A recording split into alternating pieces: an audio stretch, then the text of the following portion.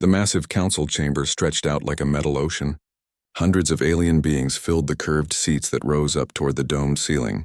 Their voices created a low buzz of worry and fear. The emergency lights cast red shadows across faces with too many eyes, skin like scales, and bodies that bent in ways humans could never manage. Captain Lee Hanna stood at the entrance, watching the chaos. Her human delegation waited behind her. The other species barely noticed them. To most of the galaxy, humans were still the new kids. Earth had only joined the Galactic Council 2 years ago. Most aliens thought humans were cute but harmless. That was about to change. The central platform glowed as Elder Zixara raised one of her 4 arms. The Vorthak leader was older than human civilization. Her people had fought wars when Earth was still covered in ice. The chamber fell silent. "The Void Swarm returns," she said. Her voice carried the weight of thousands of years. "Our long-range sensors confirm it." They moved toward the outer colonies. Fear rippled through the chamber. The Void Swarm was a nightmare from the past. They were not a species, but a force of nature. They consumed everything in their path. Worlds, ships, entire star systems disappeared when they passed through. The last time they came, 1,000,000 years ago, they nearly destroyed all life in the galaxy. Counselor Vextar stood up. The Zenthari warrior was nearly 3 meters tall. His blue skin was covered in ritual scars from 1,000 battles. His people had been soldiers for 10,000 years. "We must gather our fleets," he declared. "Every ship, every warrior. This is not a war between nations. This is a fight for survival." Other leaders nodded and began speaking at once. Admiral Quindal of the Ascani military wanted to establish defensive lines. General Mortax of the hegemony suggested evacuating the outer worlds. They all had experience. They all had armies that had fought for centuries. Captain Lee Hanna stepped forward. Her boots clicked on the metal floor as she walked toward the speaking platform. The sound cut through the noise. Slowly, the aliens turned to look at her. She was not impressive by alien standards. Humans were small compared to most species. They had no natural weapons, no thick armor, no special abilities. Hanna was average height for her species, with dark hair pulled back and simple military clothes. She looked like what she was, a soldier from a young world. "The human delegation requests permission to address the council," she said clearly. Vextar laughed. It was not a kind sound. "Humans? What could your people possibly offer? You have been in space for less than 200 years. Other aliens joined in the laughter. The Zenthari had been fighting wars since before humans invented writing. The Vorthak remembered conflicts that happened before Earth's sun was born. What could these newcomers possibly know about real warfare? Ambassador Yunde, the human diplomatic leader, tried to step forward. "If the council would allow us to explain our military capabilities." "Military capabilities?" Vextar's laugh grew louder. "You have fought what, pirates? Smugglers? Maybe a few rebellions on your colony worlds?" He turned to address the full chamber. "Fellow counselors, the humans are eager to help. It is touching, but this is not a time for children to play soldier." High Marshal Quindal nodded agreement. His species had armor that could stop plasma fire and weapons that could crack planets. "Young humans, we appreciate your desire to assist, but the Void Swarm is beyond your understanding. They do not negotiate. They do not retreat. They consume everything until nothing remains." Elder Zixara spoke with the voice of experience. "In your short time among the stars, you have seen small conflicts, border disputes, resource wars. The Void Swarm is something different. They are hunger given form. They are death that feeds on life itself." Dr. Ansumi, standing with the human group, tried to interrupt. "If you would review our historical data." "Historical data?" Another alien leader stood up. Commander Feltarin of the Trade Union had led merchant fleets in dozens of wars. "Child species, your entire history of space warfare could be read in an afternoon. Some of us have been fighting longer than your species has existed." The laughter continued. Captain Lee Hanna stood silent through all of it. She did not argue or interrupt. She simply waited. Her team waited behind her. They had expected this reaction. Vextar continued his speech. "The last time the Void Swarm came, they destroyed the Karthak Empire. An entire species gone. They had weapons that could shatter moons. They had fought for 50,000 years. The swarm ate them in 6 months." He gestured toward the humans with one massive hand. "These people have never faced anything like that. Their biggest war was probably some disagreement over mining rights. They think they understand conflict because they stopped a few pirates from raiding cargo ships. More alien voices joined in. Each one shared stories of ancient battles and legendary wars. The hegemony spoke of conflicts that lasted for centuries. The trade union described economic wars that reshaped entire sectors. Every species in the chamber had fought enemies that humans had never imagined. Captain Lee Hanna listened to all of it. She watched their faces. She saw the confidence in their eyes. They truly believed humans were helpless children who had never seen real war. Finally, she spoke. "You are correct about one thing," she said quietly. Her voice was calm and steady. "We are new to space. We have only been among the stars for a short time." Vexitar nodded with satisfaction. "At least you admit it. Perhaps you should return to Earth and let the experienced species handle this threat." Hanna continued as if he had not spoken. "But you are wrong about our experience with war." She began to roll up her sleeves. The simple action somehow commanded attention. The laughter started to fade as aliens noticed what she was doing. This was not surrender or embarrassment. This was something else. "You say we have only fought pirates and rebels," Hanna said. She pushed her right sleeve up past her elbow. "You say we do not understand real conflict." Her arm was covered in scars. Not the ritual scars that Zenthari warriors wore with pride.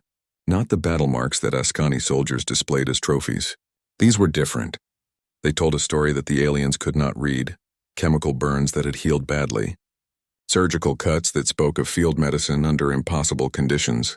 Impact marks from weapons that left permanent damage. And under it all, skin that had been rebuilt so many times it looked like a map of suffering. The chamber grew quiet.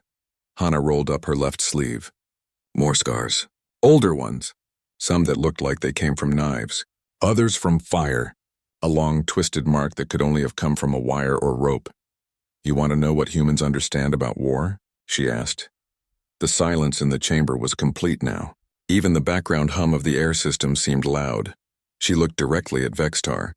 The massive alien warrior suddenly seemed smaller. "We understand it better than you ever will," she said simply. Behind her, the rest of the human delegation began rolling up their sleeves too. The silence filled the room like a living thing. For the first time in their long history, the elder species of the galaxy began to realize they might have made a serious mistake about the humans. The silence stretched across the council chamber like a heavy blanket.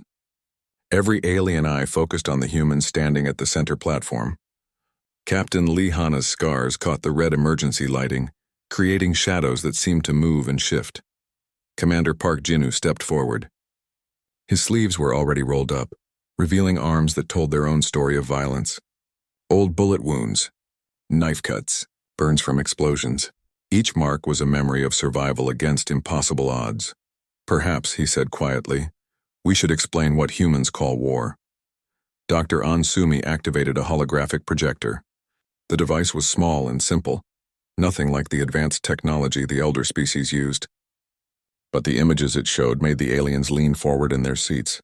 Earth appeared in the center of the chamber. A blue and green world that looked peaceful from space. Beautiful. Harmless. "This is our world," Dr. Sumi said. "You have seen the tourist videos, the diplomatic presentations, gardens and cities and art. But that is not the whole story." The image changed. Now it showed Earth as it really was, or as it had been. Massive armies stretching across continents. Cities burning under attack. Millions of soldiers fighting in trenches that stretched for hundreds of kilometers. Bodies piled so high they blocked rivers. Weapons that could kill thousands with a single shot. Counselor Vextar shifted in his seat. This is your own species fighting itself." "Yes," Dr. Sumi replied simply. The image changed again. Now it showed numbers. Cold hard statistics that made the aliens stare in shock. Human conflicts that lasted for years. Wars that killed 50 million people. Entire generations wiped out in fighting that never seemed to end. "Your great war between the Zenthari and hegemony lasted 6 months," Commander Park Jinu observed. "You consider it one of the most devastating conflicts in galactic history. 12 million casualties," he gestured to the hologram. "We call this World War II. It lasted 6 years. 70 million dead, and that was just one of our wars." Admiral Kimbora spoke for the first time since entering the chamber. She was a small woman with gray hair and quiet eyes. But when she spoke, the entire chamber listened. You asked what we know about war, she said. Let me tell you what we know. The hologram shifted to show Earth's military history. Not the sanitized version they showed to other species, but the real thing. Humans fighting humans across every type of terrain imaginable. In frozen mountains and burning deserts. In deep jungles and on open plains. Underwater and in the air. We know what it means to fight when surrender means death, Admiral Kim continued. We know how to keep fighting when our cities are burning and our families are dead. We know how to make weapons from anything and fight with tools that would horrify you. The images showed human ingenuity in warfare. Chemical weapons that killed by burning lungs.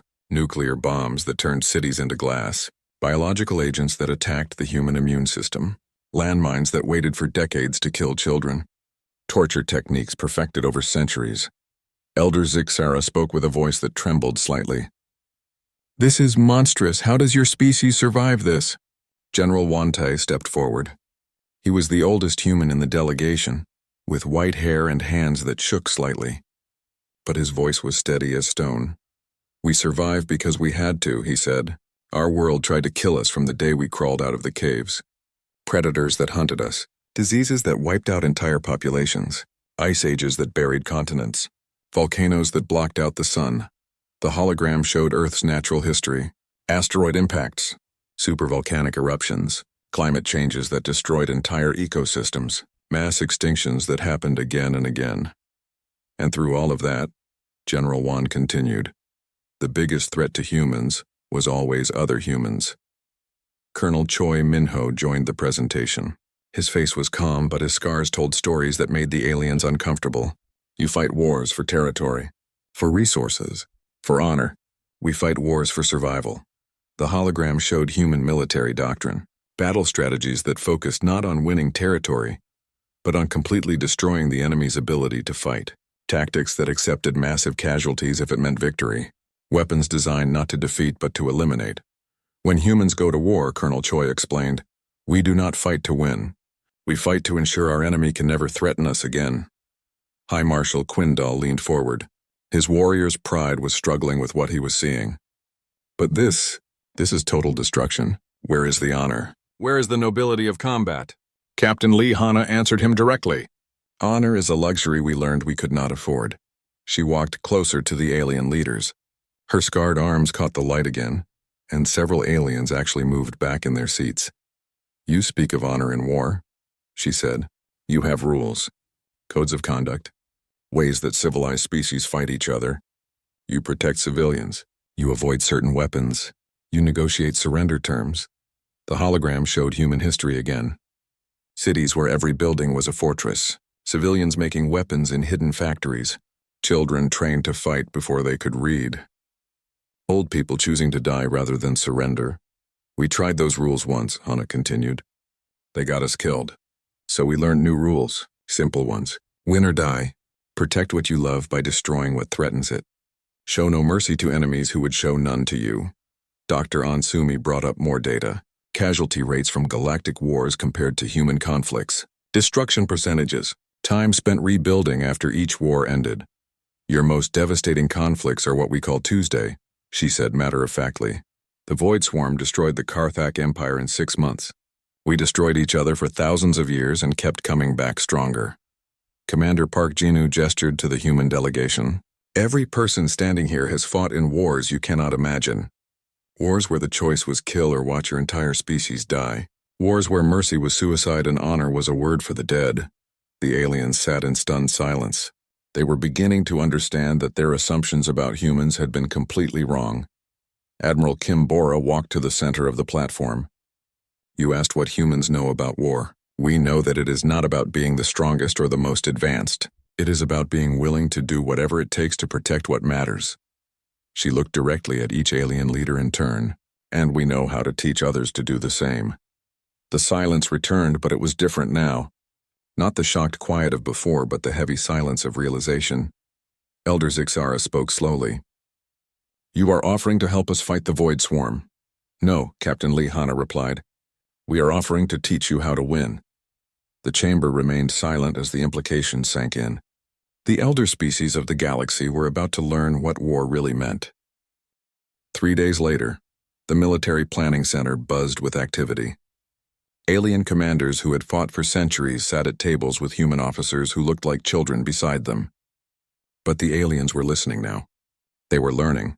Colonel Choi Minho stood before a group of Zenthari warriors. Each Zenthari was twice his size and covered in battle scars, but they watched his every movement as he explained human combat doctrine. "Your people fight with honor," he said, pointing to tactical displays. "You announce your attacks.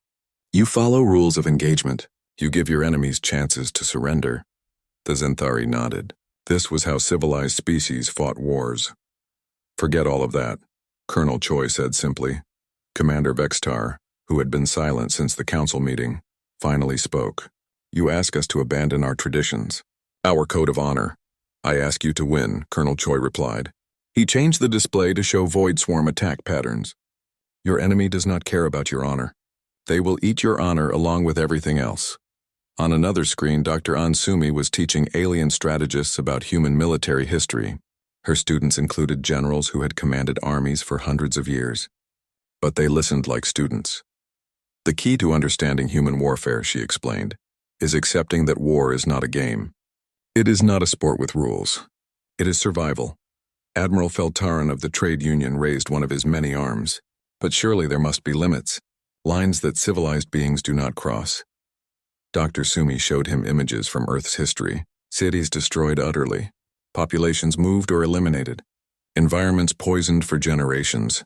"The only line that matters," she said, "is the line between existing and not existing. Everything else is negotiable." In the Combat Training Center, Commander Park Jinu worked with mixed groups of alien soldiers. He was teaching them how to fight like humans fought. It was not pretty. "You have been trained to fight other soldiers," he told a group of Askani warriors. "You meet them in open battle. You match strength against strength, honor against honor." He activated combat simulators that showed human tactics, ambushes from hiding, attacks on supply lines, fighting from buildings and sewers and anywhere else that gave advantage. "Humans fight to win," Park continued. "We hide when we need to hide. We run when we need to run. We use any weapon and any tactic that keeps us alive and kills our enemies." One young Askani warrior looked disgusted. "This is cowardice. Where is the glory in fighting from shadows?" Park walked up to the warrior. The Askani was nearly twice his height and armed with weapons that could cut through steel. But the human did not back down. "The glory," Park said quietly, "is in being alive when your enemy is dead. The glory is in protecting what you love. Everything else is just ego." Meanwhile, Admiral Kim Bora met with fleet commanders in the strategic planning room. These aliens had controlled space battles for millennia. They knew every trick of ship-to-ship combat. "Show me your standard fleet formations," she requested. The alien admirals displayed their battle plans proudly, beautiful arrangements that balanced firepower and defense, elegant strategies that had won countless victories. Admiral Kim studied them for a long moment. Then she shook her head. "These formations assume your enemy thinks like you do," she said. "They assume rules and limitations. The Void Swarm follows no rules." She brought up human fleet tactics. The aliens stared in shock. Human ships fighting in patterns that seemed random, vessels deliberately ramming into enemy formations, entire fleets sacrificing themselves to destroy single targets. "Humans do not fight to preserve our ships," Admiral Kim explained. "We fight to complete our mission. If a ship must die to achieve victory, it dies." Captain Lee Hana worked directly with the senior command staff. These were the leaders who would make the final decisions when the Void Swarm arrived. They needed to understand human thinking completely. "Your people have rules about civilian populations," she said to the assembled commanders. "You evacuate them from war zones. You protect them from combat." Elder Zixara nodded. "Of course. The protection of non-combatants is fundamental to civilized warfare." "Forget civilian and non-combatant," Hana replied. "When the Void Swarm comes, there are only two types of people. Those who fight and those who die." She showed them records from human history. Entire populations turned into armies. Children building weapons in hidden factories. Old people fighting to the death rather than surrender. "In human wars, everyone fights," she continued, "because everyone dies if they lose. Your civilians will learn to make weapons. They will learn to fight. They will learn to die if necessary." General Wante handled the most difficult lesson. He taught the alien leaders about acceptable losses. "You plan battles to minimize casualties," he observed, studying their tactical programs. You try to save every soldier, every ship, every life, the aliens nodded. This was basic military ethics. Sometimes, General Wan said carefully, victory requires sacrifice, not just willingness to die, but willingness to send others to die. He showed them human battle statistics, attacks where human commanders knowingly sent soldiers to certain death because it was the only way to win, strategies that sacrificed thousands to save millions. The Void Swarm will not hesitate to destroy everything you have, he explained. You must be equally committed to destroying them, even if it costs everything you have. By the end of the week, the alien forces had learned basic human military doctrine, but they were struggling with what they had learned. Counselor Vexitar met privately with Captain Lihana. The massive Zenthari warrior looked smaller somehow. Less certain. What you teach us, he said slowly. It changes us. We will not be the same people after this war. Hana nodded. War changes everyone. The question is whether you change enough to survive it. But at what cost? Vextar asked. If we must become monsters to defeat monsters, what separates us from them? Captain Lihana was quiet for a long moment. She looked out at the stars through the observation window. Somewhere out there, the Void Swarm was coming. The difference, she said finally, is that we become monsters by choice, to protect something we love. They are monsters because it is all they know. She turned back to the alien commander. And when the war is over, we can choose to stop being monsters. They cannot. Vextar was silent for a moment. Then he asked the question that haunted all the alien leaders. How do we know we will be able to stop? Hana smiled, but it was not a happy expression. You trust us to help you remember who you were before, and we trust you to remind us why we fight. The education was complete. The alien forces now understood human warfare. Whether they could use that knowledge remained to be seen. But as reports came in from the outer systems, one thing became clear. They would find out very soon. The first reports came at dawn ship time. The Void Swarm had reached the outer colonies. Within hours, 3 entire star systems went silent. Admiral Kim Bora stood in the command center, surrounded by alien officers who still looked uncomfortable with human methods. The main display showed the galaxy with red zones spreading like an infection. Status report, she ordered. Commander Felterin checked his readings with shaking hands. Korvax system. No response. Talon colonies, nothing. The mining stations at Zerion, all quiet. The alien officers exchanged worried looks. In less than 6 hours, the Void Swarm had consumed worlds that housed millions of beings. Estimated enemy strength? Admiral Kim asked. Unknown, Elder Zixara replied. We cannot get close enough to scan them. Any ship that approaches simply disappears. Admiral Kim studied the tactical display. The Void Swarm moved like a living thing, flowing around obstacles and consuming everything in its path. Traditional military thinking was useless against an enemy like this. Signal all fleet commanders, she announced. We implement Human Protocol 7. Counselor Vextar stepped forward. He had been working with human tacticians for weeks, but his face still showed doubt. Admiral, Protocol 7 requires us to sacrifice entire fleets as scouts. Thousands of soldiers will die just to gather intelligence. Yes, Admiral Kim replied simply. Would you prefer millions die because we fought blind? The first engagement happened at the Fringe Station. Captain Park Jinu led a mixed force of human and alien ships directly into the Void Swarm's path. His orders were simple. Learn everything possible about the enemy, then retreat. If retreat was impossible, learn everything possible before dying. The battle lasted 17 minutes. Captain Park's voice came over the communications system as his ship was being torn apart. Enemy vessels appear to be living organisms rather than machines. They feed on energy sources. Standard weapons have minimal effect. Recommend concentrated plasma fire at contact lost. The tactical center went silent. 17 ships and their crews were gone. But the information they gathered was priceless. Begin Phase 2. Admiral Kim ordered without hesitation. Colonel Choi Minho took command of ground forces on the fortress world of Calyx Prime. Intelligence suggested the Void Swarm would attack the planet within days. His job was to make them pay for every meter of ground. Forget defending the cities, he told the mixed alien and human forces. The cities are bait. We let them land. We let them think they are winning. Then we show them what a real fight looks like. The alien commanders struggled with the concept. General Mortax of the hegemony forces voiced their concerns. You ask us to abandon millions of civilians, to let the enemy take our cities without a fight. Colonel Choi turned to face the alien general. I ask you to win a war. The civilians we save by letting the enemy land will be the civilians we protect by destroying the enemy completely. When the Void Swarm creatures landed on Calyx Prime, they found empty cities, no resistance, no defenses. They began feeding on the infrastructure, growing stronger and more confident. Then the real fighting began. Human tactics turned every building into a fortress. Every street became a killing ground. The Void Swarm found themselves fighting an enemy that appeared from nowhere and vanished like smoke. Alien soldiers learned to fight like humans fought. They abandoned honor and embraced effectiveness. They used every dirty trick and underhanded tactic that humans had perfected over centuries of warfare. The battle for Calyx Prime lasted 3 weeks. When it was over, the Void Swarm had been completely eliminated. But the cost was enormous. Half the planet's surface was poisoned. Most of the cities were destroyed. Millions were dead. Was it worth it? General Mortax asked as he stood in the ruins of the capital city. Colonel Choi looked at the destruction around them. Ask me that question when the war's over and your species still exists. Meanwhile, Dr. Ansumi coordinated intelligence operations across 17 star systems. Human methods of gathering information shocked the alien intelligence services. You want us to do what? Commander Yeltar of Zenthari Intelligence stared at the human proposals in disbelief.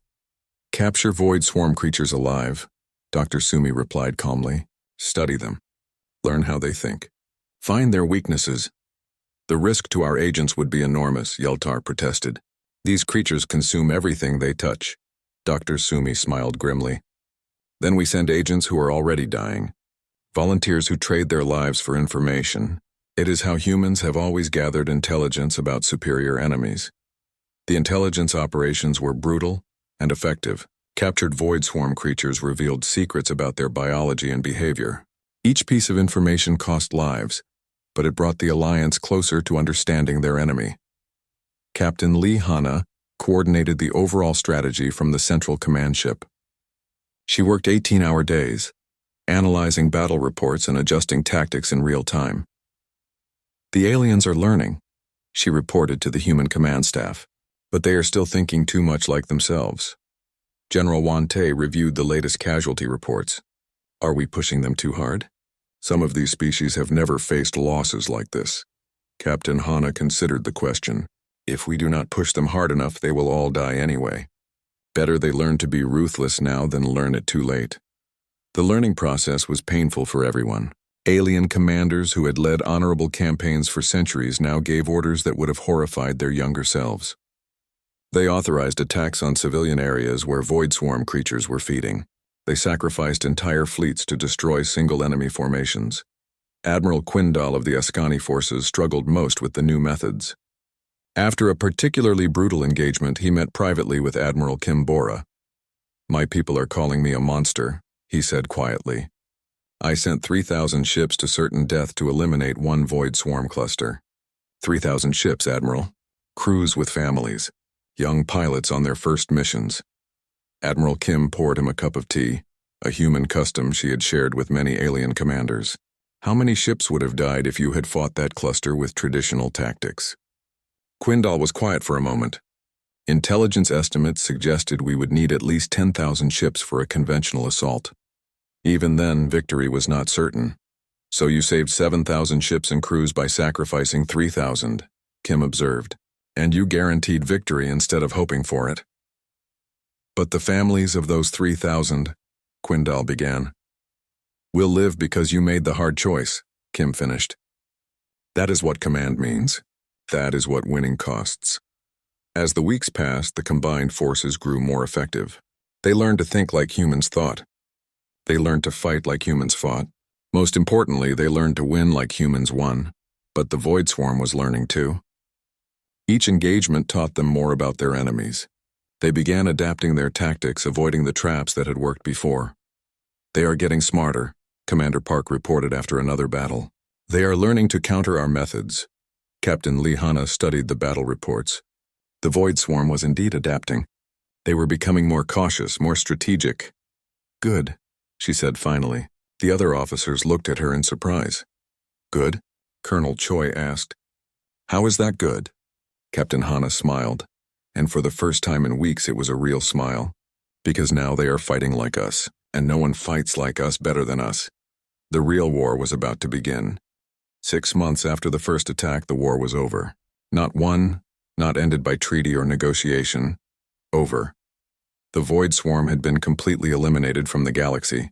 Captain Lee Hana stood on the observation deck of the command ship, looking out at the stars. Behind her, alien commanders filed reports and began the massive task of rebuilding their civilizations. The war was finished, but the galaxy would never be the same. Admiral Kim Bora joined her at the window.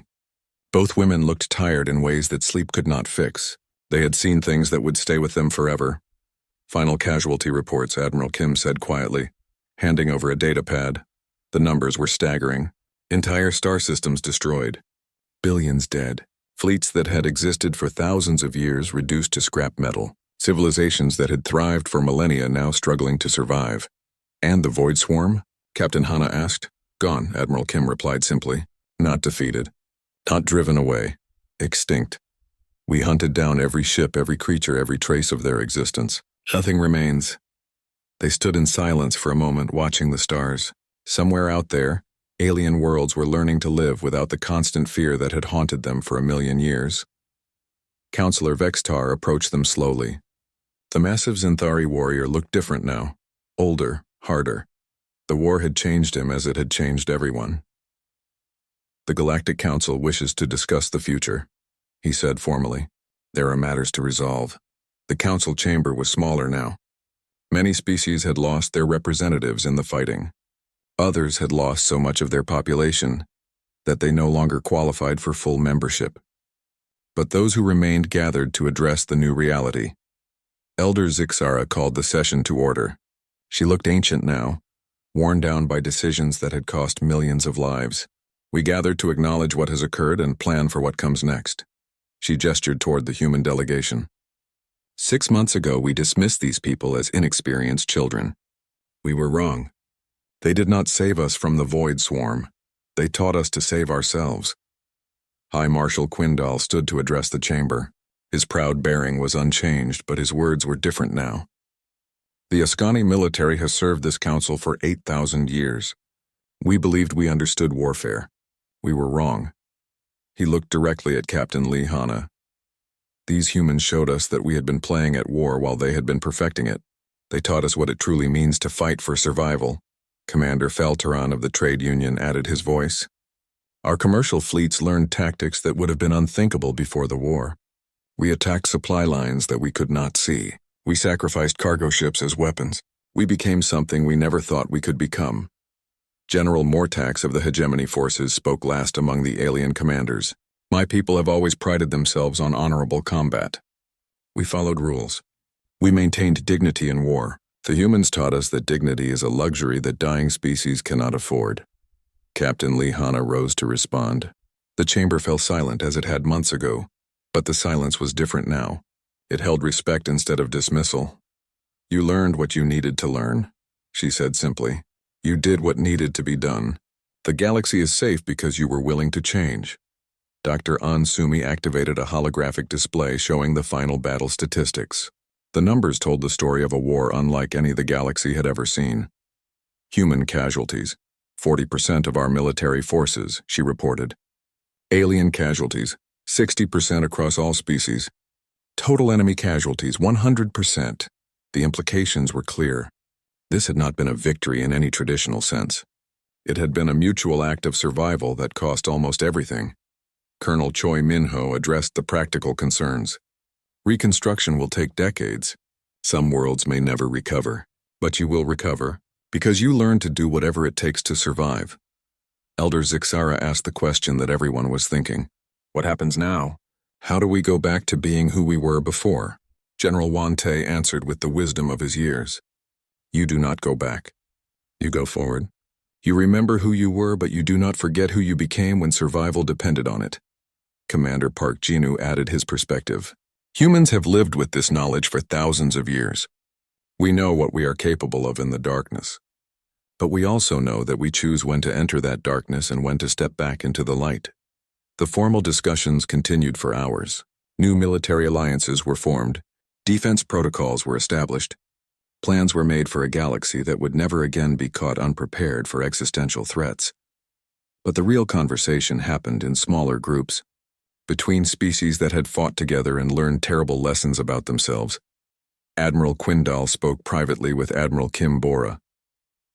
"My people ask how we can live with what we have done, how we can face our families knowing what we are capable of." Admiral Kim poured tea for both of them, the human ritual that had comforted so many during the war. You live with it by remembering why you did it. You did not become killers because you enjoyed killing. You became killers because it was the only way to protect what you loved. But how do we ensure we never become that again, unless we must? Quindal asked. You remember this feeling, Kim replied. You remember how much it cost. And you make sure your children understand both the necessity and the price. Counselor Vextar met with Captain Lee Hanna one final time before the human delegation departed for Earth. Will you stay? He asked. Will humans remain to help guide galactic military policy? Hanna considered the question carefully. We will stay to help you remember what you learned. But we will not stay to rule. That would make us the very thing we fought to prevent. Then how do we honor what you taught us? Vextar asked. By never forgetting that sometimes the only choice is between becoming a monster and letting monsters win, Hanna replied, and by choosing very carefully when that time has come. As the human ships prepared to depart, Admiral Kim Bora sent a final message to the Galactic Council. 6 months ago, you asked what humans knew about war. Now you know. We know that war is not about being the strongest or the most advanced. It is about being willing to pay any price to protect what matters. We know that sometimes good people must do terrible things. We know that survival sometimes requires sacrifice that would be unthinkable in peacetime. Most importantly, we know that the greatest victory is not defeating your enemies but ensuring they can never threaten what you love again. The Void Swarm is extinct, not defeated, not driven away, extinct. That is what humans know about war. The message ended with a simple promise. We will be here if you need us again, but we hope you never do. The human ships jumped to hyperspace, leaving behind a galaxy that was forever changed. The elder species had learned that there were things worse than death and things worth becoming monsters to prevent. The stars looked the same as they always had, but the beings who looked up at them were different now. They had learned what humans had always known, that sometimes the price of civilization is the willingness to abandon it temporarily. The galaxy was safe, but it was no longer innocent, and perhaps the survivors thought as they began rebuilding their worlds that was exactly as it should be.